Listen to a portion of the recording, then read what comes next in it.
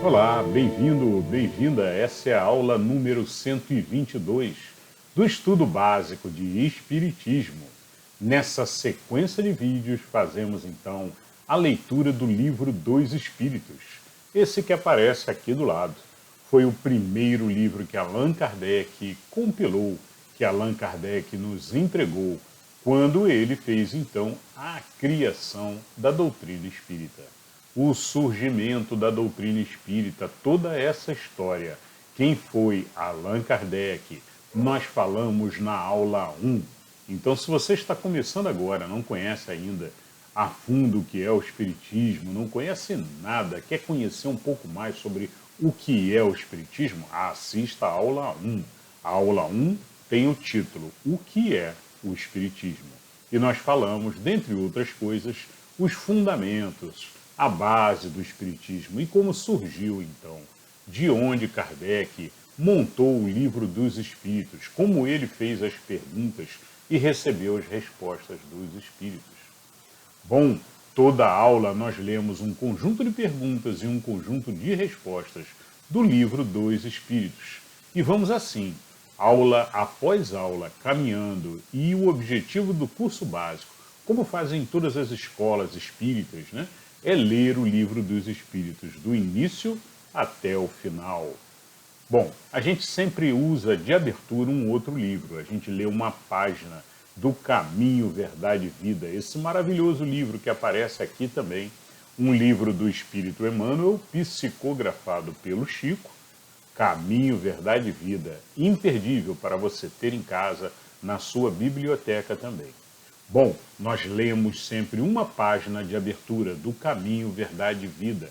Esse é o nosso momento de reforma íntima, o nosso momento em que lemos, fazemos a compreensão do texto, que é um texto espírita, e aí preparamos então para colocar em prática em nosso dia a dia as sugestões de melhoria, as sabedorias aprendidas. Muito bem, hoje no livro Caminho, Verdade e Vida, vamos ler uma página com o título Poderes Ocultos. E no livro dos Espíritos, estamos na quarta parte, falando sobre esperanças e consolações. E, nesta aula, vamos continuar o assunto que não terminamos na aula passada, falando sobre desgosto da vida e suicídio. Um assunto sério que vem há bastante tempo já enraizado na nossa sociedade. Precisamos, então, descobrir quais as perguntas Kardec fez e quais as respostas que ele recebeu da espiritualidade.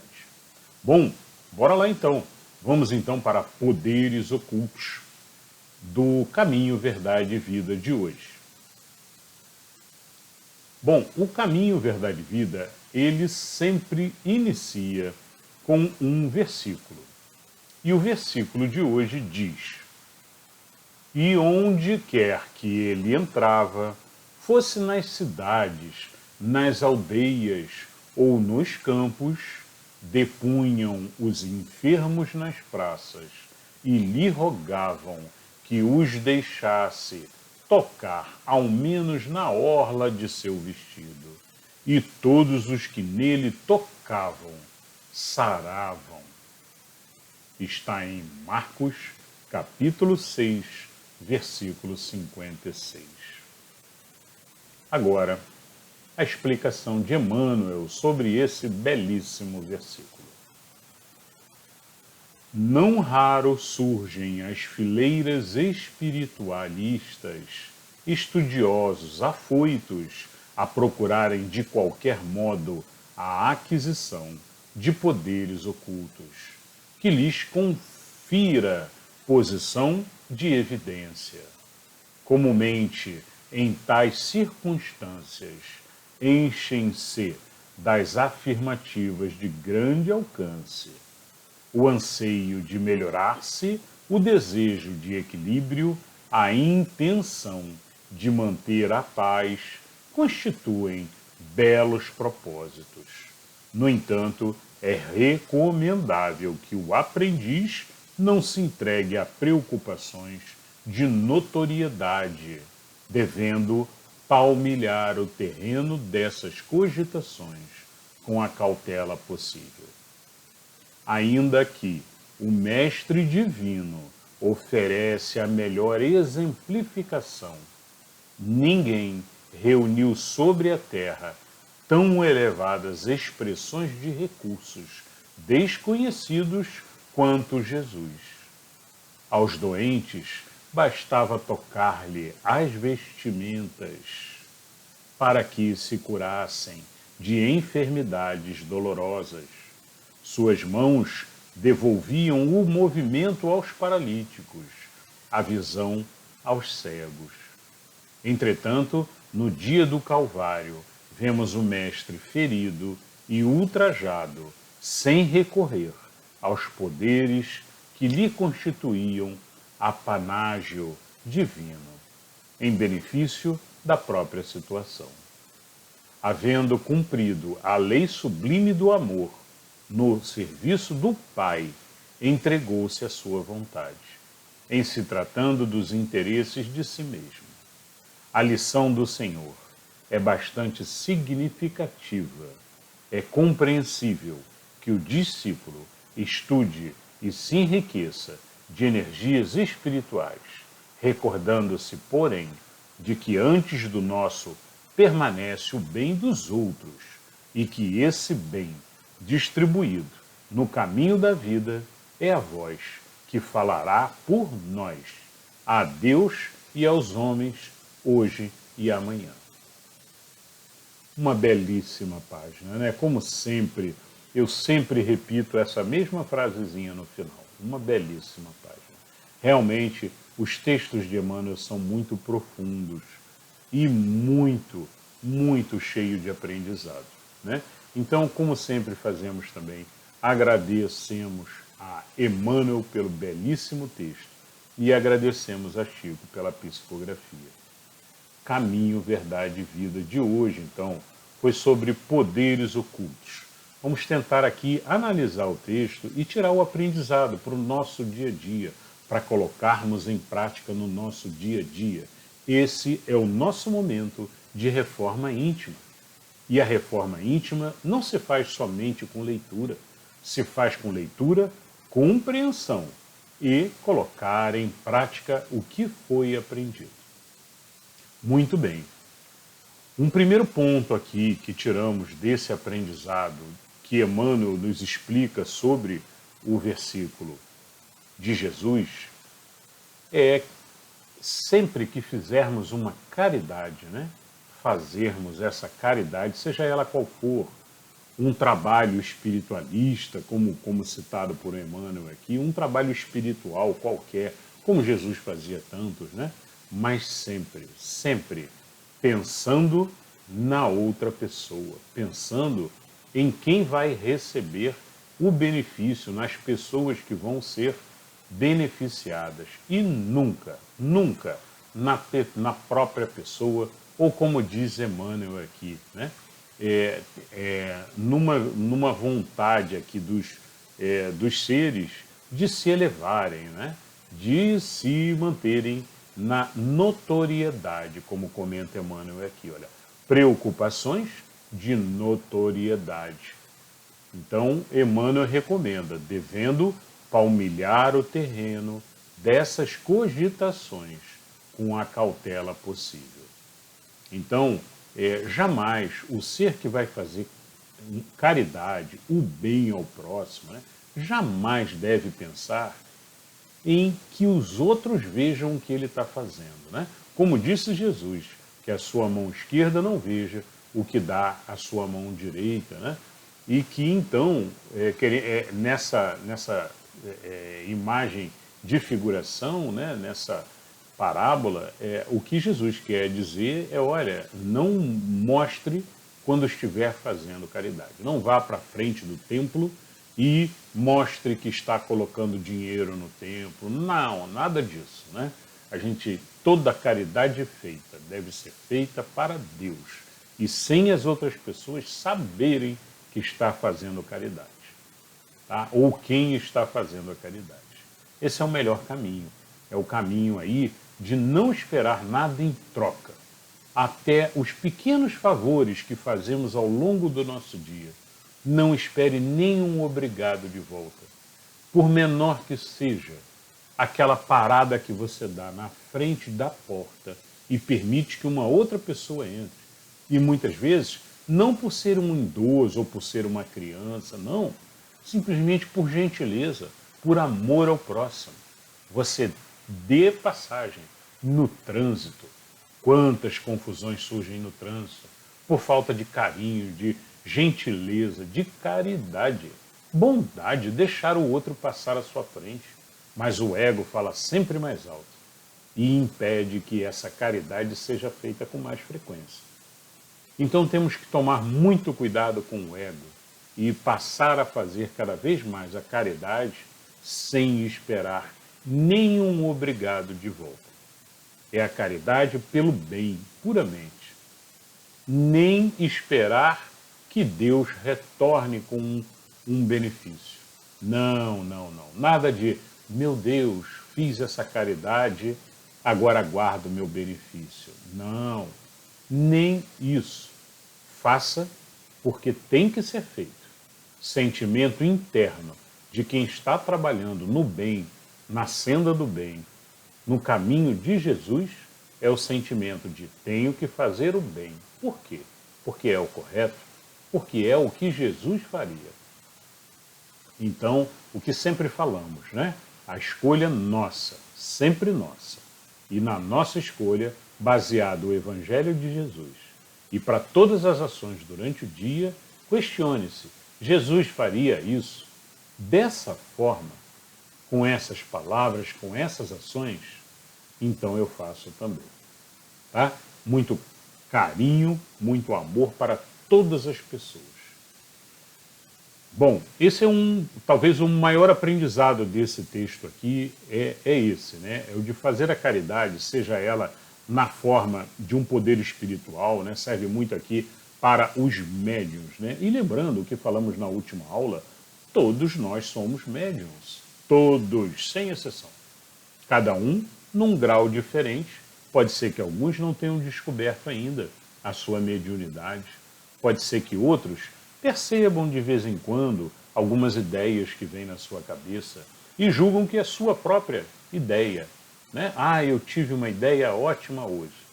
Quando acaba, ele recebeu, foi uma inspiração, né? Uma inspiração de um espírito bondoso, né?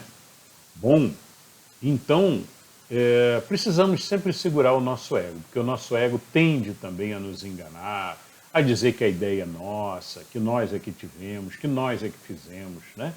E é isso. De uma maneira geral, o texto de hoje, ele foca a caridade e sem esperar nada em troca, nem, muito menos, notoriedade, né? Nem mesmo um obrigado. Não espere de volta. Muito bom. Muito bem, mas aproveite e inscreva-se, deixe seu like e comente para participar também. Se você percebeu um outro aprendizado nesse texto aqui, comente, coloque no comentário, eu vou adorar responder cada um dos comentários com muito amor e carinho. Bora lá, esse foi o texto de hoje então do Caminho, Verdade e Vida, Poderes Ocultos. Falamos de Jesus. Bom, agora nós vamos para a leitura do Livro dos Espíritos. No Livro dos Espíritos, nós continuaremos, então, a leitura que paramos na última aula. Na última aula, nós estávamos falando... Nós estamos na parte 4ª do Livro dos Espíritos, falando de esperanças e consolações. E no capítulo 1. O capítulo 1 fala sobre penas e gozos terrestres, ou penas e gozos na matéria, enquanto estamos aqui encarnados, né? O capítulo 2, que vamos falar mais para frente um pouco, nas próximas aulas futuras, vamos começar então o capítulo 2. O capítulo 2 é penas e gozos futuros no mundo espiritual, né? O que podemos esperar de penas e de felicidades, prazeres no mundo espiritual. Então, próximas aulas. Mas na aula de hoje, continuamos então a falar sobre desgosto da vida, suicídio. Perguntas que Kardec fez sobre as pessoas que têm muito desgosto da vida, que não se sentem completas, não têm prazer de viver a vida. E fala também sobre suicídio. Bora lá então. Nós vamos hoje da questão 951 até a questão 957. Questão 951. Pergunta de Kardec. Não é, às vezes, meritório o sacrifício da vida quando aquele que o faz visa salvar a outrem ou ser útil a seus semelhantes? Então Kardec pergunta aqui, olha, às vezes a pessoa se sacrifica, né, mas se sacrifica para salvar outras pessoas, né? E nesse caso, é meritório? Resposta dos Espíritos. Isso é sublime, conforme a intenção. E em tal caso, o sacrifício da vida não constitui um suicídio.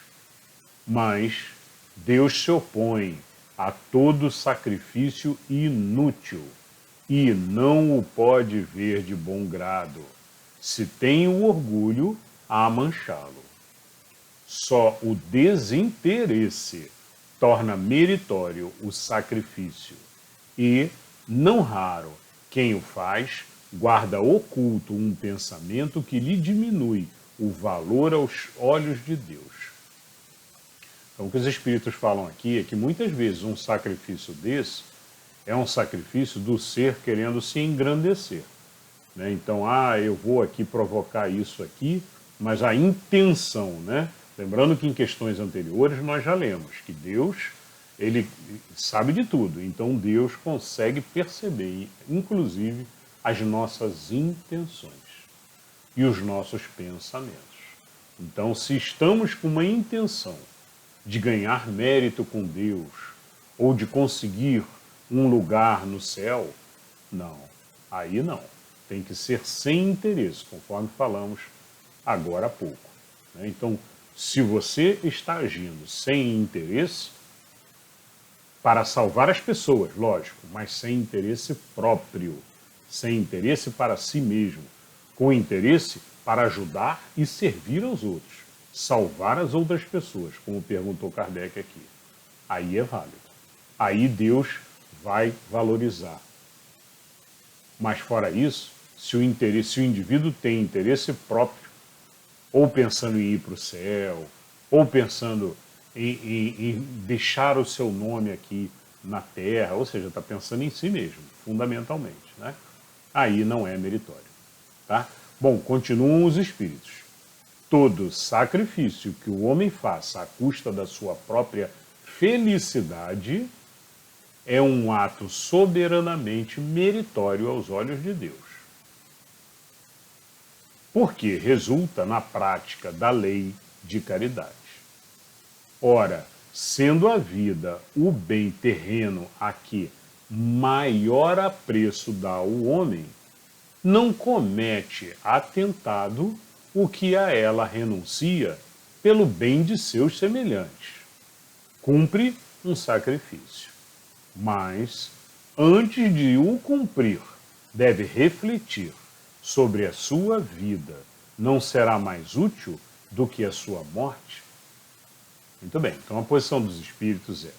A gente já leu várias questões anteriores que comentam e dizem, olha, acima de tudo, a vida é algo sagrado, é algo que Deus nos dá e nós temos que manter com saúde, com energia, e aproveitar cada minuto de nossa existência.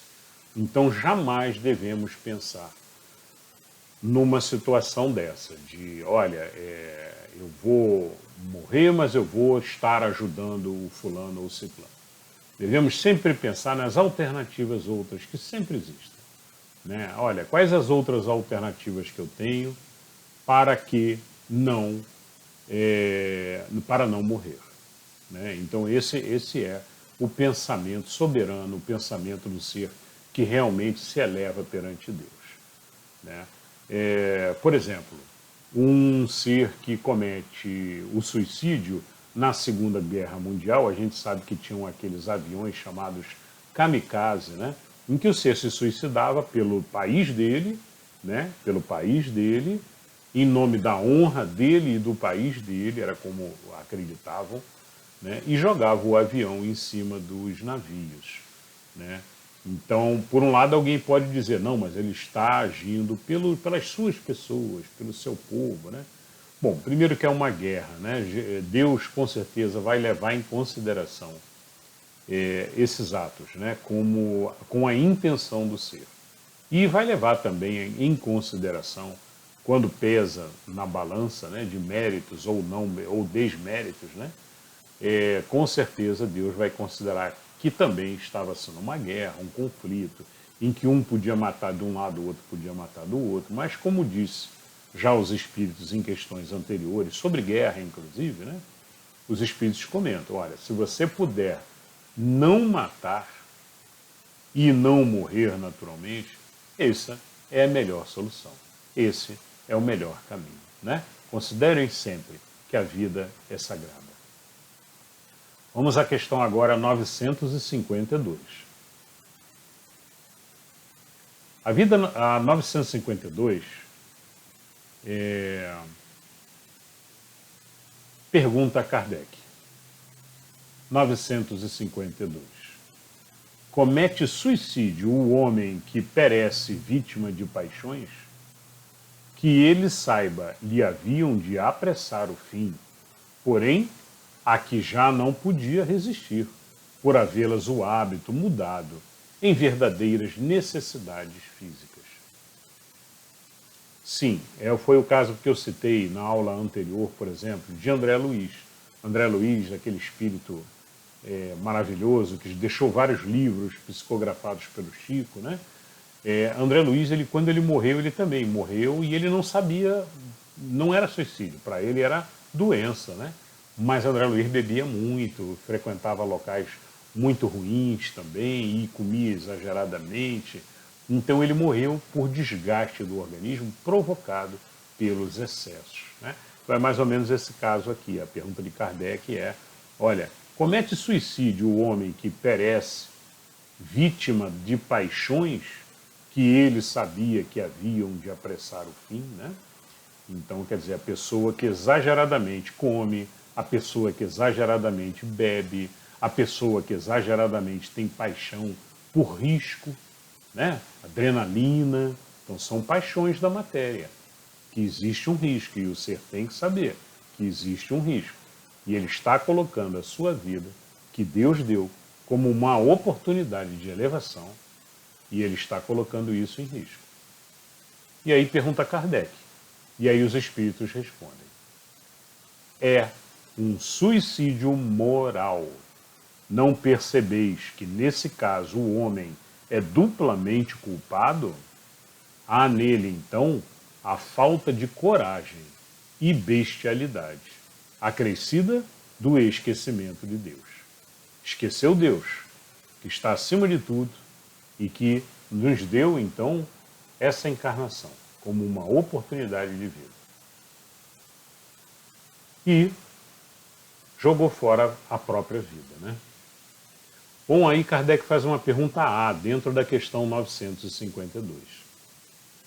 Será mais ou menos culpado do que o que tira a si mesmo a vida por desespero? Ou seja, Kardec está querendo uma comparação. Olha, comparado, ele será mais ou menos culpado, né, daquele que por desespero tira a própria vida. Resposta dos espíritos. É mais culpado, porque tem tempo de refletir sobre o seu suicídio. Naquele que o faz instantaneamente, há muitas vezes uma espécie de desvairamento, que alguma coisa tem da loucura. O outro será muito mais punido.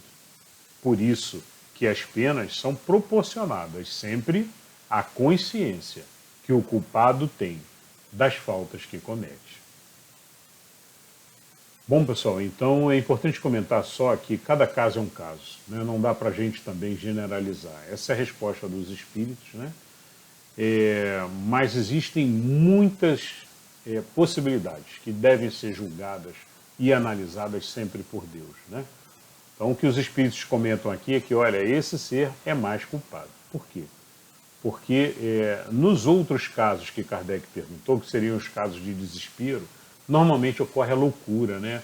Ou como os espíritos falam aqui, uma espécie de desvairamento, ou seja, uma loucura, um nervosismo muito grande, um estresse muito grande, que acaba levando aquilo, né? E aí, nesse momento de loucura, em um instante, sem conseguir pensar, sem conseguir raciocinar, ocorre então a falta, né? Por isso, o ser que, com a mente sóbria, toma as decisões de ir para os locais errados, para os apegos da matéria, comete excessos contínuos, não é um momento de excesso, não, são excessos contínuos contra o seu corpo, contra a sua vida, né? Esse é culpado, é mais culpado. Muito bem, essa foi a 952. Vamos a 953. Quando uma pessoa vê diante de si um fim inevitável e horrível, será culpada se abreviar de alguns instantes os seus sofrimentos, apressando voluntariamente a sua morte? Então, essa é a pergunta de Kardec, né? A pessoa sabe que vai morrer, né? Ela pode apressar a sua morte? E aí os espíritos respondem: é sempre culpado aquele que não aguarda o termo que Deus lhe marcou para a existência. E quem poderá estar certo de que, malgrado as aparências, esse termo tenha chegado? De que um socorro inesperado não venha no último momento? Excelente a resposta dos espíritos, né? Os espíritos respondem dizendo: olha, quem pode garantir que na última hora, no último momento, não vai mudar tudo e chegar um socorro, chegar algo que vai resolver, então, aquilo que parecia ser uma morte eminente, digamos assim, né? Então, então é isso. Então a gente tem que ter sempre esperança em Deus e aguardar. Aguardar em oração, de preferência. Pergunta A. Concebe-se que, nas circunstâncias ordinárias, o suicídio seja condenável, mas estamos figurando o caso em que a morte é inevitável e em que a vida só é encurtada de alguns instantes. Resposta dos espíritos: é sempre uma falta de resignação e de submissão à vontade do Criador. Essa é a resposta dos espíritos. Então, resignação, né, significa, olha, não desistir, ter fé, acreditar, e submissão à vontade de Deus, sempre. Então, nesse caso, a gente deve lutar pela vida. Essa é a forma que podemos mostrar para Deus que estamos gratos e que merecemos continuar. Continuar, porque queremos continuar progredindo sempre, evoluindo, aprendendo, fazendo o nosso processo de evolução conforme a lei do progresso. Essa foi a A. Vamos a B. Pergunta B, dentro da questão 953. Pergunta Kardec: quais, nesse caso, as consequências de tal ato? Resposta dos espíritos: uma expiação proporcionada, como sempre, à gravidade da falta, de acordo com as circunstâncias. Tá? Podemos entender esse de acordo com as circunstâncias como também as intenções, o pensamento, o sentimento, né? Se não foi um ato também que houve ali um excesso de loucura, de desvario também do ser, né? E que aquilo acabou acelerando e ele tomou aquela ação, né? Então Deus considera tudo isso. Em sua infinita bondade e misericórdia, ele observa cada detalhe de cada ser. Muito bem. Vamos à questão agora 954. Lembrando que hoje vamos até 957. E aí finalizamos desgosto da vida, suicídio. 954. Pergunta de Kardec. Será condenável uma imprudência que compromete a vida sem necessidade? Resposta: não há culpabilidade em não havendo intenção ou consciência perfeita da prática do mal. Então Kardec perguntou, né? Olha, será condenável então uma imprudência que compromete a vida sem necessidade, né? E aí os espíritos, olha, não há culpabilidade em não havendo intenção ou consciência perfeita da prática do mal. Então, se o ser é um ser ignorante, né, que por ignorância tomou uma decisão errada, e aí, por falta de previdência dele mesmo, né, de precaução dele mesmo, aconteceu então uma fatalidade. Então, nesse caso, não há culpabilidade, é o que dizem aqui os espíritos, né? Porque não houve intenção. Então, aquela história que nós falamos agora há pouco, que Deus observa a intenção, acima de tudo. Sentimento e intenção são levados em consideração para avaliação, então, de pena, de karma, geração de karma. Muito bem. Vamos agora à questão 955.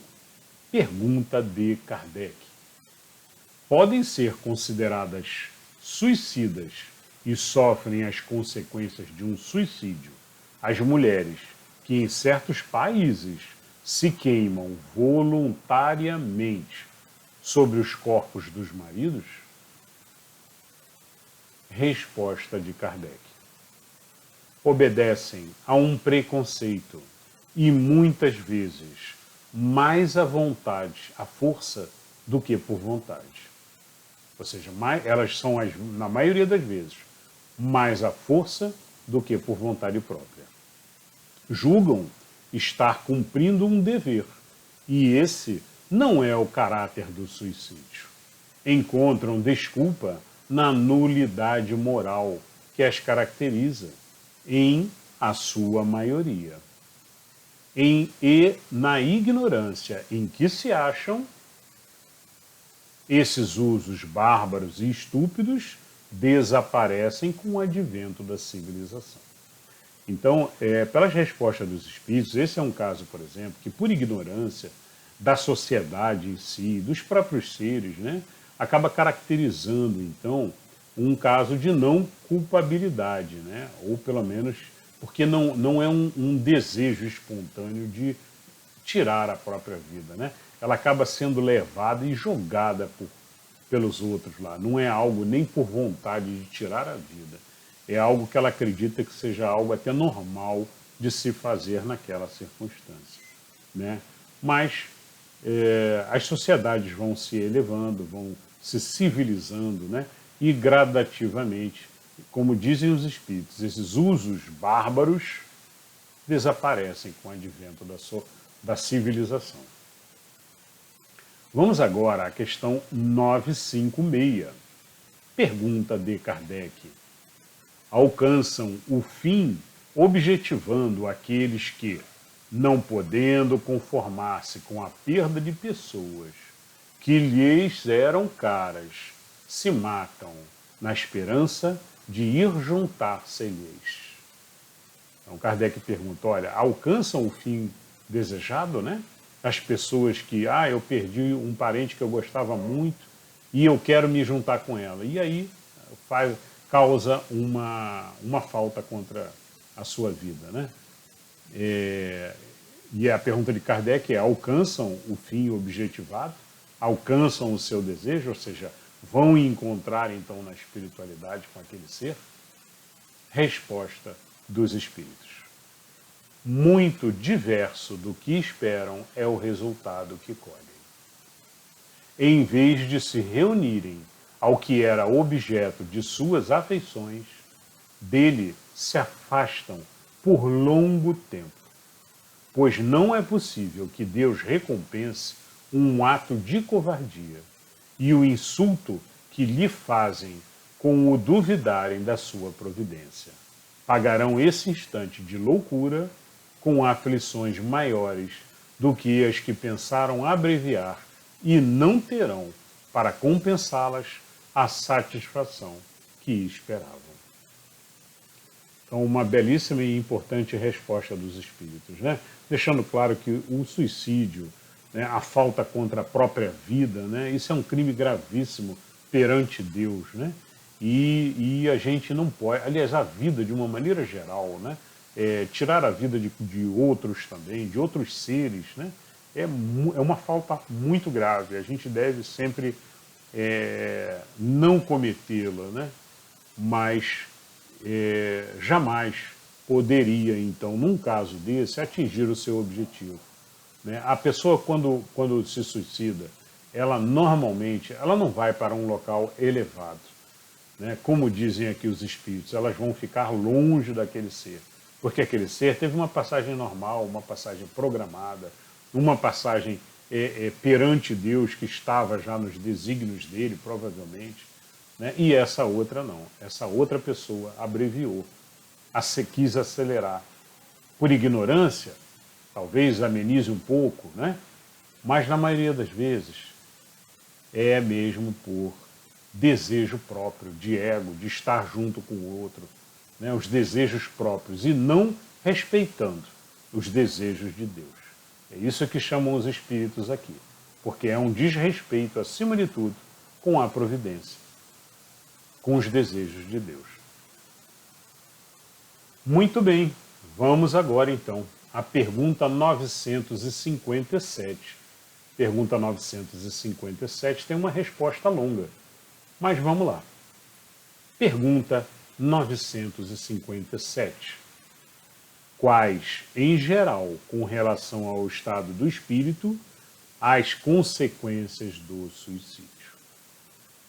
Então a pergunta é com relação ao estado do espírito, né? Quais, em geral, ou seja, no geral, qual a relação ao estado do espírito, né, das consequências do suicídio? E a resposta dos espíritos: muito diversas são as consequências do suicídio. Não há apenas determinadas, e em todos os casos correspondem sempre às causas que o produziram. Há, porém, uma consequência a que o suicida não pode escapar: é o desapontamento. Mas a sorte não é a mesma para todos. Depende das circunstâncias. Alguns expiam a falta imediatamente, outros em nova existência, que será pior do que aquela cujo curso interromperam. Bom, eu entendo aqui que os espíritos comentam: olha, mas a sorte não é a mesma para todos, depende das circunstâncias. Alguns espiam a falta imediatamente. Eu me lembrei aqui de alguns casos que a pessoa tenta suicídio e não consegue. E aí ela fica na matéria aqui, às vezes encarnada, às vezes em coma, durante anos, vegetando. Ou fica, às vezes, sem poder andar, ou com diversos problemas, né? E não conseguiu o desencarne. Então já vai estar pagando desde já, né? Lembrando que o suicídio, muitas vezes, como a gente vê naquele filme, que me lembra sempre que a gente fala de suicídio, me lembra daquele filme do Efeito Borboleta, né? Não sei se já viram, mas toda vez que a pessoa tenta, é um rapaz que lê um livro e volta no tempo. Toda vez que ele volta no tempo para tentar corrigir alguma coisa, ou para tentar mudar alguma coisa, piora um pouco mais. Então o suicídio ele tem muito isso também, né? Então o ser que vem para a matéria, se suicida, volta para a espiritualidade, né? Quando ele encarnar de novo, pode ser que ele venha com algum defeito. Pode ser que ele venha com algum defeito até para impedir que ele cometa de novo um novo suicídio. Então tudo depende, lógico, Deus observa a intenção, Deus observa se houve loucura no momento, Deus observa o estado do ser no momento, o que ele desejava, né? Mas ocorre que existem espíritos que cometem diversas vezes, e em sequência diversas vezes suicídio. Ele vem para a matéria, ele quer voltar para a espiritualidade. E aí ele nasce depois, mais adiante, ele nasce de novo e ele comete novamente um atentado à sua vida, novamente. Então, nesses casos, por vezes, nasce um ser que tem que pagar e de repente ele não consegue, ou ele vem sem os braços para poder não tentar o suicídio, né? Ou ele vem sem os braços e sem as pernas, ou ele vem com um defeito grave qualquer que impeça ele de se matar e que passe a encarnação inteira encarnado, mas sem raciocinando às vezes com um raciocínio perfeito, mas sem condição de provocar um atentado à sua própria vida, né? E isso deve ser encarado de cabeça erguida por esse ser. De cabeça erguida significa fé em Deus, amor, reconhecimento de que quer evoluir, acima de tudo. E estudo, porque sempre podemos estudar, sempre podemos continuar a nossa evolução espiritual, nossa sensibilidade espiritual na matéria. Não importa o defeito que tenhamos, sigamos em frente sempre. Continuam os espíritos. A observação realmente mostra que os efeitos do suicídio não são idênticos. Alguns há, porém, comuns a todos os casos de morte violenta e que são a consequência da interrupção brusca da vida. A primeiro, a persistência mais prolongada e tenaz do laço que une o espírito ao corpo, por estar quase sempre este laço na plenitude de sua força, no momento em que é partido. Ao passo que, no caso de morte natural, ele se enfraquece gradualmente e muitas vezes se desfaz antes que a vida se haja extinguido completamente.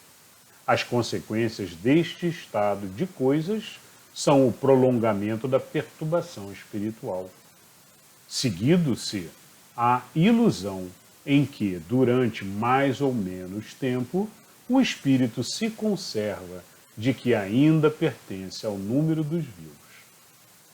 Bom, então eles comentam aqui que, olha, quando ocorre então um suicídio, né, a gente tem, os espíritos já comentaram isso anteriormente, a gente tem um fio, né, que une o nosso espírito à matéria, ao nosso corpo aqui.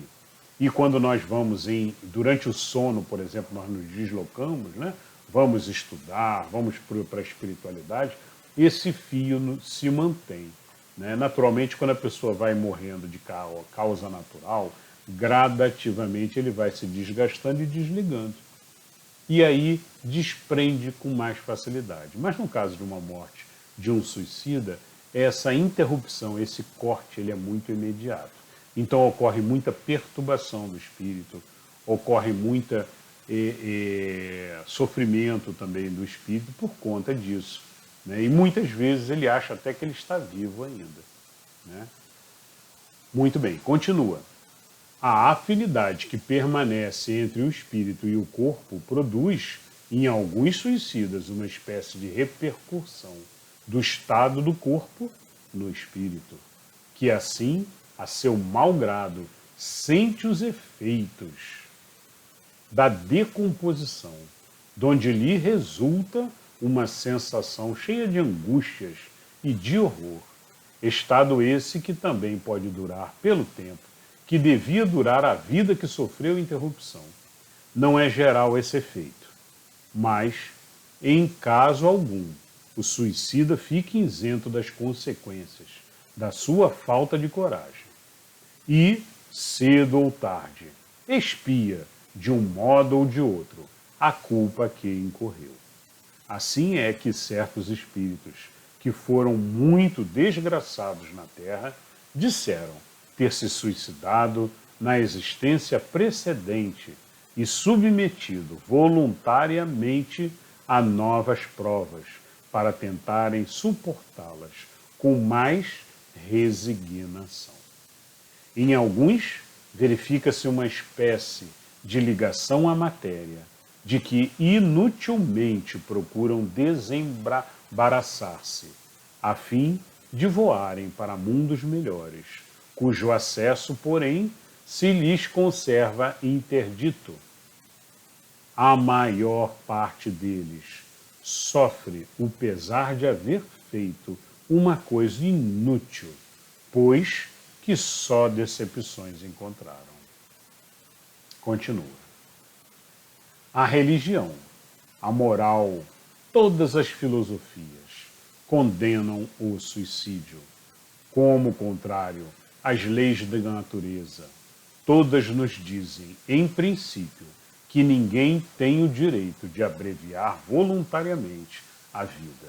Entretanto, porque não se tem esse direito, porque não é livre o homem de pôr termo aos seus sofrimentos, ao Espiritismo estava reservado demonstrar, pelo exemplo dos que sucumbiram, que o suicídio não é uma falta, somente por constituir infração de uma lei moral, consideração de pouco peso para certos indivíduos, mas também um ato estúpido, pois que nada ganha quem o pratica.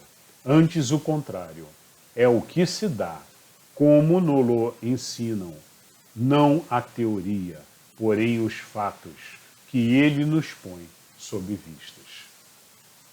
Muito bem, pessoal, encerramos aqui então esse tema de desgosto da vida e suicídio. É um tema forte, a gente sabe disso, né? Mas é importantíssimo o conhecimento, a leitura e o entendimento da posição espírita aqui, né? Precisamos compreender, acima de tudo, aqui nesse texto lido hoje, na última aula também, que é o valor que deve ser dado à vida, né? Precisamos aproveitar, e aproveitar a vida, para nós espíritas, é aproveitar cada minuto da vida para evoluir como ser. Evoluir moralmente, evoluir intelectualmente, estudar, estudar, estudar constantemente.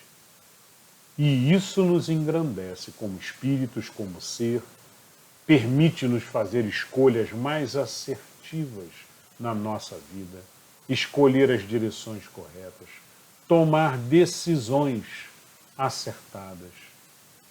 E com esse estudo que fizemos hoje aqui, muito importante, aprendemos sobre decisões que não devem ser jamais tomadas, né?